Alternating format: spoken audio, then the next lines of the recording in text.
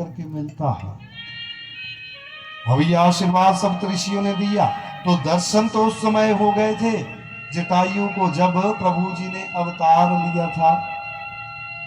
और जटायु राजा दशरथ के पास पहुंचे थे उस बड़े पुत्र को अपने साथ ले जाने के लिए, क्योंकि महाराज ये पहले वचन हो चुका था राजा दशरथ का जटायु के साथ, जब जटायु ने राजा दशरथ के प्राणों की रक्षा की थी और प्रसन्न होकर के जटायु को उस समय मांगने को कहा था। तो उस समय जटायु ने मांगा था कि उस समय दशरथ कुंवारे थे, प्राण बचाए थे दशरथ के। तो उस समय जटायु ने मांग लिया था कि हे महाराज, कल को जब आपका विवाह होगा और आपके यहाँ जो पहला पुत्र होगा वो पुत्र आप मुझको प्रदान कर दीजिएगा। बोलिए शंकर भगवान की।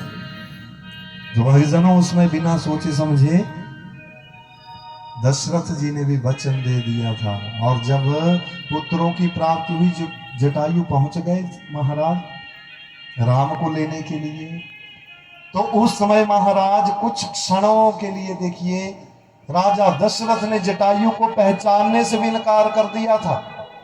तो उस समय जटायु ने कहा था कि हे दशरथ, यदि तुम मुझे नहीं पहचानते तो फिर मुझे जो दिया हुआ वचन है वो भी आपको याद नहीं होगा।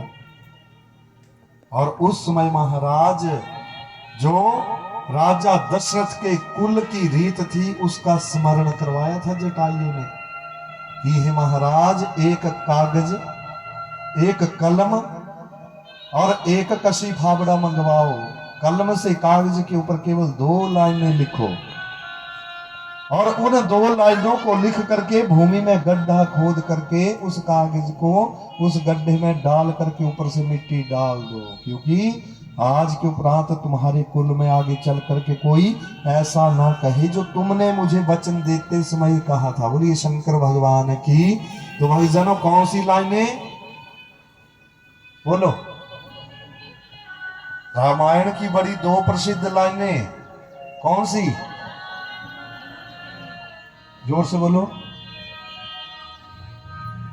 रघुकुल रीत सदा चली आई, प्राण जाए पर वचन न जाए। भाई जनों, जब जटायु ने ये कहा तब दशरथ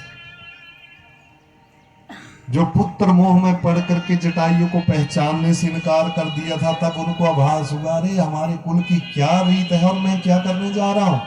प्राण जाए पर वचन ना जाए। भले ही प्राण चले जाएं किंतु जो वचन है वो असत्य नहीं होना चाहिए। तो अपने कलेजे पर पत्थर रख करके राम को दे दिया था जटायु को।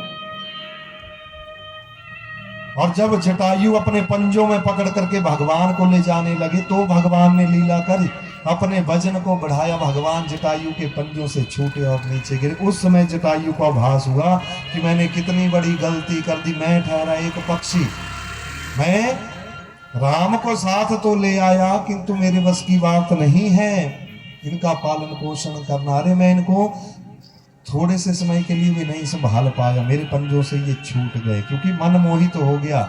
उस समय भूल गए कि ये भगवान है। किंतु जब महाराज नीचे गए जहां ये गिरे थे बालक, तो वहां पर गए तो भगवान ने वहां पर अपने चतुर्भुज रूप के दर्शन जटायु को वहां पर करवाए थे। तो दर्शन तो यही हो गए थे। उसके बाद भगवान ने कहा था कि मुझे अयोध्या छोड़ करके आओ, क्योंकि राजा दशरथ और मां कौशल्या ने मुझे पुत्र रूप में पाने के लिए बड़ी कठिन तपस्या की है। और हे जटायु, मैं तुमको वचन देता हूं, जब तुम्हारा अंत समय आएगा मैं स्वयं चल करके तुम्हारे पास पहुंच जाऊंगा। बोलिए शंकर भगवान की जय। तो ये सब महाराज सत्संग से